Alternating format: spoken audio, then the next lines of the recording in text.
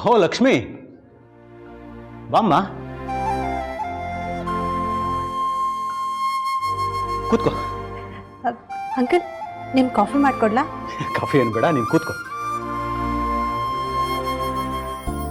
ಏನಮ್ಮ ಸಮಾಚಾರ? ಅದು ಒಂದು ವಿಷಯ ಇತ್ತು, ಅದನ್ನ ನಿಮ್ಮ ಹತ್ರ ಹೇಳಲೇಬೇಕು. ಯಾಕಂದ್ರೆ ಈ ವಿಷಯದಲ್ಲಿ ಏನಾದರೂ ಹೇಳಬೇಕು ಕೇಳಬೇಕು ಅನ್ನೋದಿದ್ರೆ ಅದು ನಿಮ್ಮ ಹತ್ರ ಮಾತ್ರನೇ. ಹೌದಾ? ಏನಮ್ಮ ಅಂಥ ವಿಷಯ? ಹೇಳು. ಈ ವಿಷಯ ಖುಷಿ ಪಡೋದು ಖುಷಿ ಪಡದೇ ಇರೋವಂಥದ್ದು ನನಗೆ ಗೊತ್ತಾಗ್ತಿಲ್ಲ. ಆದರೂ ಹೇಳ್ತೀನಿ. ಅದು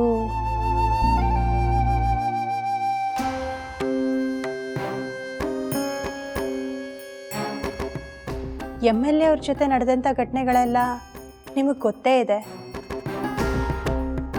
ಅವ್ರು ಮಾಡಿರೋ ಅನ್ಯಾಯಗಳು ಗೊತ್ತಾದ ಮೇಲೆ ಅವ್ರನ್ನ ಅವ್ರ ಪಕ್ಷದಿಂದ ವಜಾ ಮಾಡಿದ್ದಾರೆ.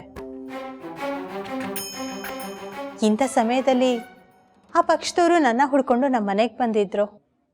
ನಿಮ್ಮನೆಗೆ ಹುಡ್ಕೊಂಡು ಬಂದಿದ್ರಾ? ಯಾಕೆ? ಏನಂತ ವಿಷಯ? MLA ಅವರು ತಮ್ಮ ಸ್ಥಾನಕ್ಕೆ ರಾಜೀನಾಮೆ ಕೊಟ್ಟು ಪಕ್ಷದಿಂದ ಆಚೆ ಹೋದ್ಮೇಲೆ ಆ ಸೀಟು ಖಾಲಿ ಇದೆ. ಎಲೆಕ್ಷನ್ ಬೇರೆ ಹತ್ರ ಬರ್ತಾ ಇದೆ. ಹೀಗಾಗಿ ಆ ಪಾರ್ಟಿಯವರು ನನ್ನ ಅವ್ರ ಪಕ್ಷಕ್ಕೆ ಸೇರಿಸ್ಕೋಬೇಕು ಅಂತ ಮನೆಗೆ ಮಾತಾಡೋಕೆ ಬಂದಿದ್ರು. ಆ ಕ್ಷೇತ್ರದ ಮರು ಚುನಾವಣೆಯಲ್ಲಿ ನನ್ನ ಅವ್ರ ಪಕ್ಷದ ಅಭ್ಯರ್ಥಿಯಾಗಿ ನಿಲ್ಲಿಸಬೇಕು ಅಂತ ಅನ್ಕೊಂಡಿದ್ದಾರಂತೆ. ಈ ವಿಚಾರ ಮಾತಾಡೋದಕ್ಕೆ ಆ ಪಕ್ಷದವರು ಮನೆಗೆ ಬಂದಿದ್ರು. ಹಾಗಾಗಿ ನನಗೇನು ಹೇಳಬೇಕು ಅಂತಾನೆ ಗೊತ್ತಾಗ್ಲಿಲ್ಲ. ಅದಕ್ಕೆ ನಿಮ್ಮ ಹತ್ರ ಸಲಹೆ ಕೇಳೋಣ ಅಂತ ಬಂದೆ.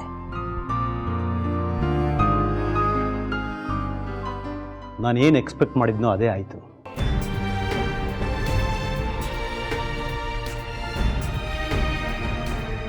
ಅಂದರೆ ಆ ಪಕ್ಷದವರು ನನ್ನ ಹತ್ರ ಮಾತಾಡೋದಕ್ಕೆ ಬರ್ತಾರೆ ಅಂತ ನಿಮಗೆ ಮೊದಲೇ ಗೊತ್ತಿತ್ತಾ? ರಾಜಕೀಯದ ಕರೆ ನಿಮ್ಮನೆ ಬಾಗಿಲು ತಟ್ಟುತ್ತೆ ಅಂತ ನಾನು ಅಂದ್ಕೊಂಡಿದ್ದೆ. ಹಾಗೆ ಆಯಿತು. ಇದರಲ್ಲಿ ಕೇಳೋವಂಥದ್ದೇನಿದೆಯಮ್ಮ? ಒಳ್ಳೇದಾಯ್ತಲ್ವಾ?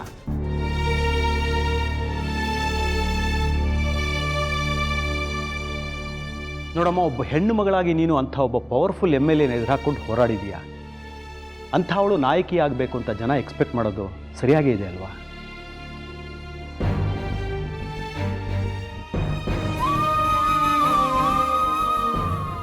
ಅಂಕಲ್, ಮನೆ ಸಂಸಾರದ ಮಧ್ಯೆ ನನಗೆ ರಾಜಕೀಯ ಬೇಕಾ? ನನಗೆ ನನ್ನ ಸಂಸಾರದ ಮುಂದೆ ಬೇರೆ ಯಾವುದೂ ಮುಖ್ಯ ಅಲ್ಲ ಅನ್ನೋದು ನಿಮಗೂ ಗೊತ್ತಿದೆ. ಅಂಥದ್ರಲ್ಲಿ ಈ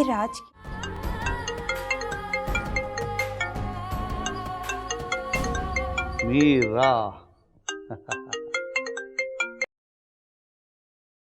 ಹಲೋ. ಹಾಂ, ಹೇಳಿ ಮೀರಾ ಅವರೇ. ನಂದೇನೂ ಇಲ್ಲ. ನಿಮ್ದು ವಿಷಯ ಏನಾದರೂ ಇದ್ರೆ ಹೇಳ್ಬಿಡಿ. ಯಾಕಂದ್ರೆ ಮುಂದೆ ನೀವು ಇರ್ತಿರೋ ಇಲ್ವೋ ಗೊತ್ತಿಲ್ಲ. ಅಂದರೆ ನಿಮಗೆ ಜೈಲಲ್ಲಿ ಮಾತಾಡೋದಕ್ಕೆ ಫೋನ್ ಸಿಗುತ್ತೋ ಇಲ್ವೋ ಗೊತ್ತಿಲ್ಲ. ಏನ್ರಿ? ಹಾಂ, ಏನು ಹೇಳ್ತಾ ಇದ್ದೀರಾ? ನಾನು ಜೈಲ್ಗ? ಮತ್ತಿನ್ನೇನು, ಈಗೇನೋ ಒಂದು ಕೇಸು ಬೇಲ್ ತಗೊಂಡು ಆಚೆ ಇದ್ದೀರಾ. ಅವಳ ಕೈಯಲ್ಲಿ ಪವರ್ ಇಲ್ದೇನೆ ನಿಮ್ಮನ್ನ ಈ ಗತಿಗೆ ತಂದಿದ್ದಾಳೆ. ಇನ್ನೇನಾದ್ರೂ ಅವಳ ಕೈಗೆ ಪವರ್ ಸಿಕ್ಬಿಟ್ರೆ? ಪವರ? ಯಾರಿಗೆ ಪವರ್ ಅಂದ್ರೆ? ಏನು ಪವರು? MLA. ಆ ಲಕ್ಷ್ಮಿ MLA ಆಗ್ತಾ ಇದ್ದಾಳೆ. ಅವಳೇನಾದ್ರೂ MLA ಆದ್ರೆ ಸುಮ್ಮನೆ ಬಿಟ್ಬಿಡ್ತಾಳ? ನಿಮ್ಮ ಹಿಂದೆ ಇರೋ ಕೇಸ್ಗಳನ್ನೆಲ್ಲ ತೆಗೆಸ್ತಾಳೆ. ಮಂತ್ರಿ ಆಗ್ಬೇಕಾಗಿರೋ ನಿಮ್ಮನ್ನ ಜೀವನ ಪರ್ಯಂತ ಮುದ್ದೆ ಮುರಿಯೋ ಹಾಗೆ ಮಾಡ್ತಾಳೆ. ಏನು ಹೇಳಿ ನನಗೆ ಟೆನ್ಷನ್ ಕೊಬೇಡಿ. ಅವಳು MLA ಆಗೋದು ಅಂದ್ರೆ ಹೌದು, ನಿಮ್ಮಿಂದ ಖಾಲಿ ಆಗಿರೋ ಆ ಸೀಟ್ಗೆ ನಿಮ್ಮನ್ನು ಖಾಲಿ ಮಾಡಿಸ್ತೋಳೆ ಬಂದು ಕೂರ್ತಾ ಇದ್ದಾಳೆ.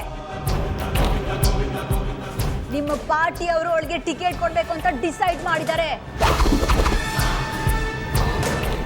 ಅವಳೇನಾದ್ರೂ ಈಗ ನಿಂತ್ರೆ ನನಗೆ ಗೊತ್ತು ನೀವು ಹಿಂಗೆ ಹೇಳ್ತೀರಾ ಅಂತ ನನಗೆ ಗೊತ್ತು.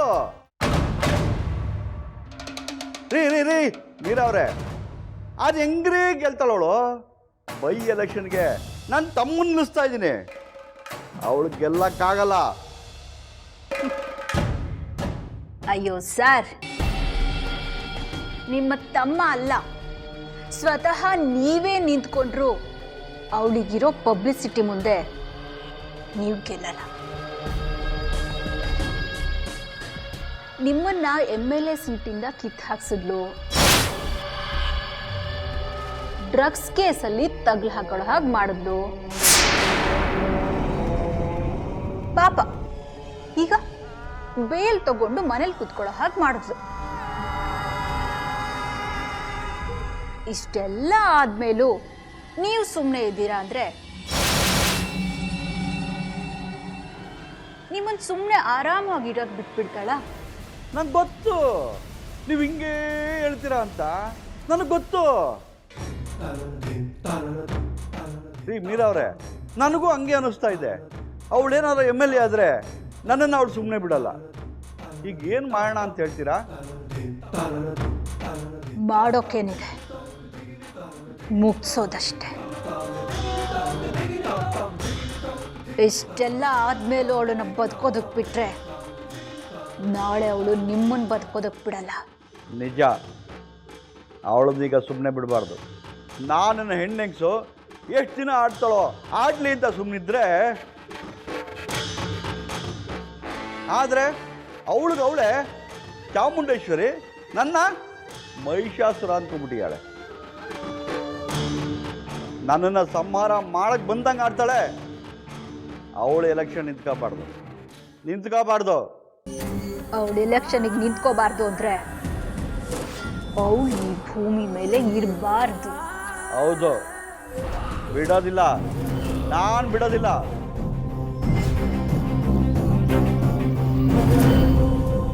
ನನ್ನನ್ನು ಎದುರು ಹಾಕೊಂಡು ಅವಳು ಸಾವನ್ನ ಅವಳೇ ಹತ್ರ ತಗೊಂಡಿದ್ದಾಳೆ. ನಾನು ಅವಳು ಸುಮ್ಮನೆ ಬಿಡಲ್ಲ ರೀ. ಅವಳ ಕತೆ ಮುಗೀತು ಅಂತ ಅನ್ಕೊಳ್ಳಿ.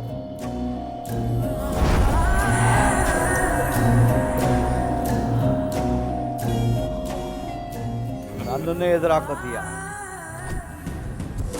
ಸಾಯಿಸ್ಬಿಡ್ತೀನಿ.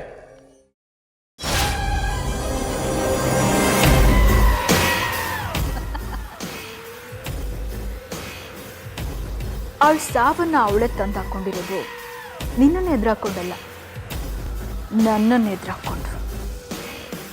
ನೀನು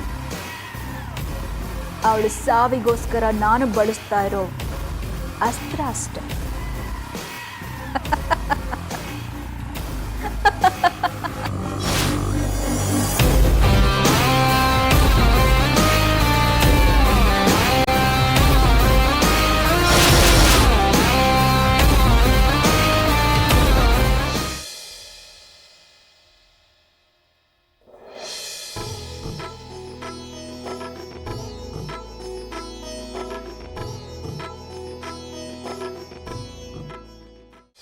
ಈ ದೀಪ ಆರಬೇಕು, ನೀನು ಸಾಯ್ಬೇಕು. ನನ್ನ ಮನಸ್ಸಲ್ಲಿ ಉರಿತಾ ಇರೋ ಬೆಂಕಿ ತಣ್ಣಗಾಗಬೇಕು.